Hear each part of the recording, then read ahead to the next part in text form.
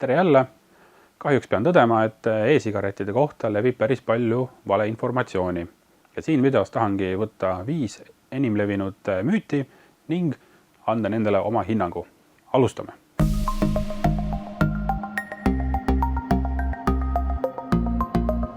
Müüt number 1. E-sigareti pole piisavalt uuritud. Sellega ma olen nõus, et e-sigaretid ei ole tead mis vana leiutis, et suhteliselt uus. Turul on juba olnud kuskil 14 aastat, kuid sellegi poolest on e-sigarettide kohta tehtud juba tuhandeid ja tuhandeid erinevaid uuringuid. Kõige parem näide on Inglismaa Terviseameti iga-aastane e-sigareti uuring, mis on väga mahukas ja uurib e-sigareti erinevaid aspekte, nii tervisemõjusid kui ka kasutusharjumusi. Muide, sellesama uuringu sarja põhjal jõuti ka teaduslikule järeldusele, et e-sigaret on 95% vähem kahjulikum kui tavaline tubakas. Müüt number 2. E-sigaret on veel hullem keemia kui tavaline sigaret. Aga vaatame, mis on tavalises sigaretis. Loomulikult seal on tubakas, lisaks ka terpentiin, butaan, kaadmium, ammoniak, benseen, arseen, atsetoon, plii, metopreen ja veel circa 4000 ainet. Kõigi nende ettelugemine võtaks mitu tundi. E-sigaretis on aga 95% ulatuses propüleenglükool ja taimne glütseriin. Lisaks on ka maitseaine ja nikotiin. Muidugi on olemas ka täiesti maitsevabad kui ka nikotiinivabad e-vedelikud. Ja lisaks väike selline fakt siia juurde, kui tõesti e-sigaret on selline keemia, siis miks suured riigid nagu Inglismaa, Kanada ja Uus-Meremaa toetavad riiklikul tasandil e-sigaretti ning soovitavad inimestel just e-sigaretiga suitsetamisest loobuda. Müüt number 3. E-sigaretid plahvatavad. Siin ütlen kohe, et tavalised e-sigareti komplektid, moodid, akud, mida te saate osta tavalisest e-sigareti poest, ei plahvata. Need plahvatused, mis on jõudnud uudistesse, on tavaliselt 2 põhjusega. Põhjus number 1. E-sigareti akut on valesti hoiustatud.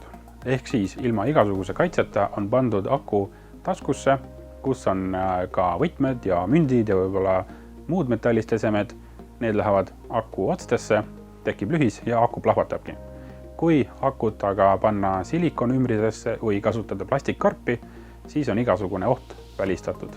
Ja teine põhjus on see, et algajale e-sigareti kasutajale on müüdud väga keeruline mehaaniline mood.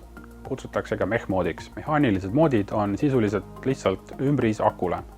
Kui vajutada nuppu, tuleb täisvõimsus aku pealt küttekeha peale ja kui kasutuses on valet sorti küttekeha, siis võibki plahvatada. Sellistel moodidel puudub igasugune kaitse ja kui inimene ei tea, mida ta teeb, siis võibki õnnetus juhtuda. Ehk siis kokkuvõttes ostke endale e-sigareti seadmeid korralikust e-sigareti poest, kus on pädev müüja, kes oskab hinnata, mida te vajate ning oskab ka kõike teile lahti seletada.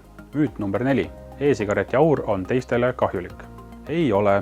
Selle kohta on tehtud spetsiaalseid uuringuid, kus mindi e-sigareti poodi kohale, kus inimesed kogu aeg veipisid, mõõdeti õhusisaldust ja leiti, et kõik on korras, õhk on puhas. Ja muideks, see mõõdetud õhk e-sigareti poes oli palju puhtam, mis oli õues tänaval. Ja müüt number 5. Lapsed ja teismelised teevad aina rohkem e-sigaretti.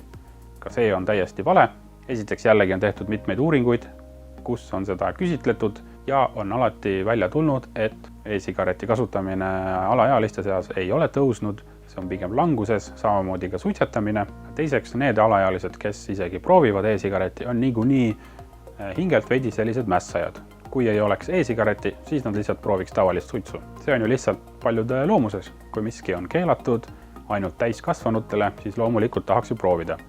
Ja kui aus olla, ma olin ise täpselt samasugune.